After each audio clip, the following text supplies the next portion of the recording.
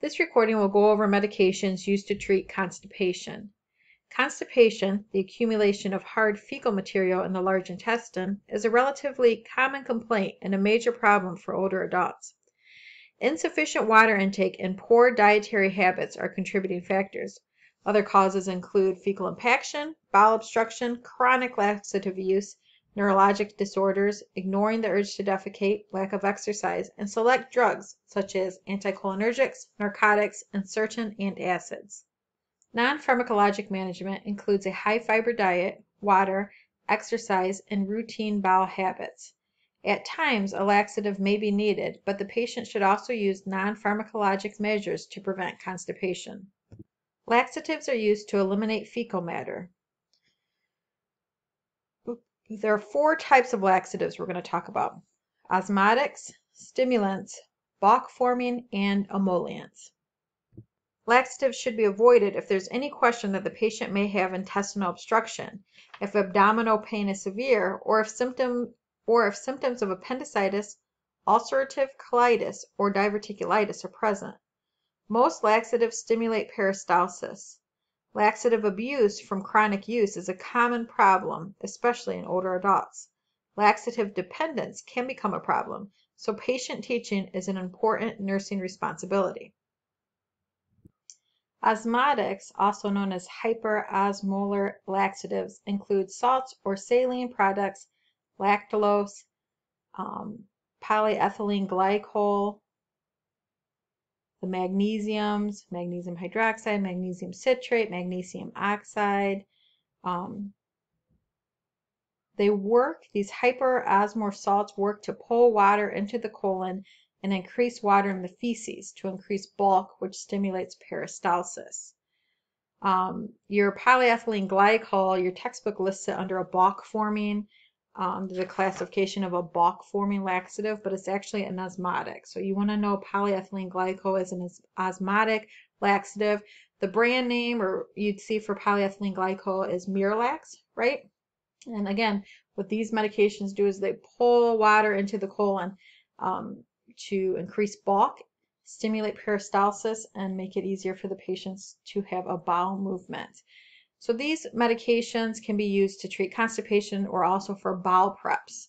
So if you haven't heard of a bowel prep yet, a lot of times you'll hear it associated with a colonoscopy, right? So you're working the med-surg floor, your patient's going to have a colonoscopy, the doctor orders a bowel prep. And basically what it is clearing out the bowel, the large intestine, so they can go in with a scope and see what's going on. But it clears everything out. So usually with those bowel preps, they're going to have a higher dose, right? So it's not just to create a softer stool and alleviate constipation. It's to clear out the GI tract. So they're going to have watery stool with that treatment if the dose is for a bowel prep versus just for constipation. Lactulose, another saline laxative, is not absorbed, draws water into the intestine to form soft stool. It decreases the serum ammonia level and is useful in patients with liver disease. So lactulose liver, think of those 2 L's together. Patients who have diabetes mellitus should avoid lactulose because it contains glucose and fructose, which could throw off their blood sugars. Let's see here. Adequate renal function is needed to excrete excess magnesium. Patients who have renal insufficiency should avoid magnesium salts. Hypermagnesemia can result from continuous use of magnesium salts, causing symptoms such as drowsiness, weakness, paralysis, complete heart block, hypotension, flush, and respiratory depression. Stimulant laxatives increase peristalsis by irritating sensory nerve endings in the intestinal mucosa. The types of stimulant laxatives that you need to know are bisacodyl and senna. Bisacodyl promotes defecation by irritating the colon, causing defecation. Side effects that you may see with stimulant laxatives include abdominal cramping, nausea, diarrhea, reddish-brown urine, weakness, fluid and electrolyte imbalances. Bisacodyl is the most frequently used and abused laxative and can be purchased over the counter. The reddish-brown urine is associated specifically with senna. With excessive and chronic use of bisacodyl, fluid and electrolyte imbalances, especially potassium and calcium, are likely to occur. Bulk-forming laxatives are natural fibrous substances that promote large, soft stools by absorbing water into the intestine, increasing fecal bulk and peristalsis. These agents are non-absorbable. Defecation usually occurs within 8 to 24 hours. However, it may take up to 3 days after drug therapy is started for a stool to be soft and well formed. Your prototype bulk-forming laxative that you need to know is Psyllium. Brand name would be Metamucil if you're familiar with that, but we need to know it as Psyllium. Powdered bulk-forming laxatives need to be mixed in a glass of water or juice, stirred and drank immediately, and followed by half to a full glass of water. Insufficient fluid intake can cause the drug to solidify in the GI tract, which can result in intestinal obstruction. Bulk-forming laxatives do not cause laxative dependency. Bulk-forming laxatives are not systemically absorbed. Therefore, there is no systemic effect. Selective chloride channel activators are a new category of laxatives used to treat idiopathic constipation in adults.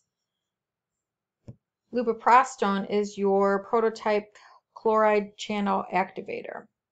It activates chloride channels in the lining of the small intestine, leading to an increase in intestinal fluid secretion and motility.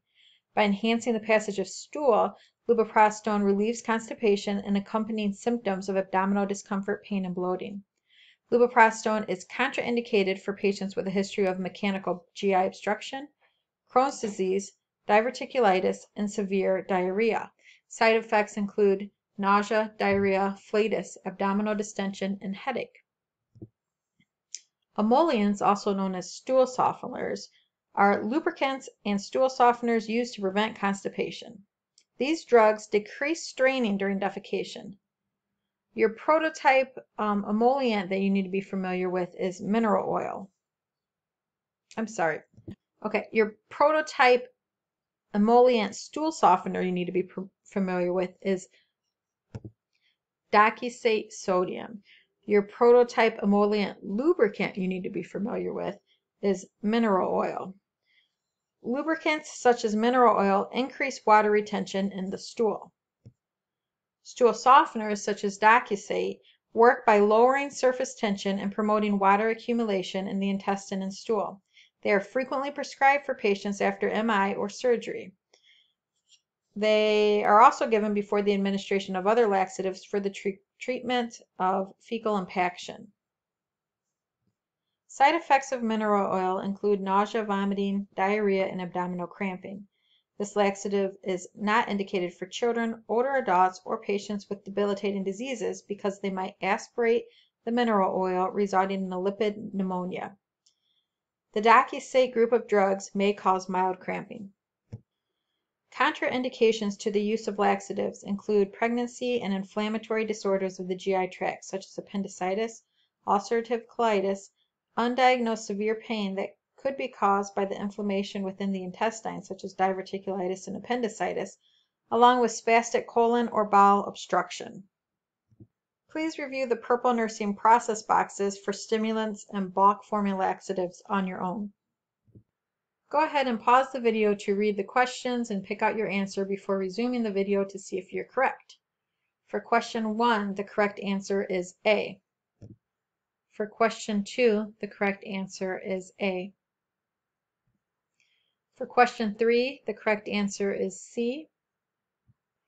For question 4, the correct answer is B as in boy. For question 5, the correct answer is D as in dog. And for question 6, the correct answer is B as in boy.